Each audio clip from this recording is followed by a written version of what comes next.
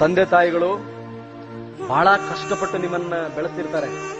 ಬಹಳಷ್ಟು ಕನಸುಗಳು ಅವ್ರಿಗೆ ನಿಮ್ ಬಗ್ಗೆ ಇರುತ್ತೆ. ಒಂದು ಸಾರಿ ಅದು ನಿಮ್ಗೆ ನೆನಪು ಬರಲಿ. ಬಹಳಷ್ಟು ಸಾರಿ ಓದಿ ಹೈದರಾಬಾದ್ ಲೈಬ್ರರಿಯಲ್ಲಿ ನನಗೇನಾದ್ರೂ ತೂಕಡಿಕೆ ಬಂದಾಗ ನನಗೆ ನೆನಪಾಗ್ತಿದ್ದು ಪುಟ್ಟ ಗ್ರಾಮ ನೀಲ್ಗುಂದ. ಹೊಲದಲ್ಲಿ ಕೆಲಸ ಮಾಡೋ ನನ್ನ ತಂದೆ, ನನ್ನ ತಾಯಿ, ಏನಾದ್ರೂ ನಾನು ಮಾಡ್ಕೊಂಡ್ ಬರ್ತೀನಿ ಅಂತ ಆಶೆಗಂಗಳಿಂದ ನೋಡ್ತಾ ಇದ್ದ ನನ್ನ 3 ಜನ ತಂಗಿಯರು, ಒಬ್ಬ ತಮ್ಮ. ಅವ್ರು ನನ್ನ ಕಣ್ಮುಂದೆ ಬರ್ತಾ ಇದ್ರು. ನಿದ್ದೆ ಹೊಂಟೋಯ್ತಾ ಇತ್ತು. ಹಂಗೆ ಬೇಡ ಸ್ವಾಮಿ, ಇನ್ನೊಂದು ಅವರ್ ಎಕ್ಸ್ಟ್ರಾ ಓದೋಣ.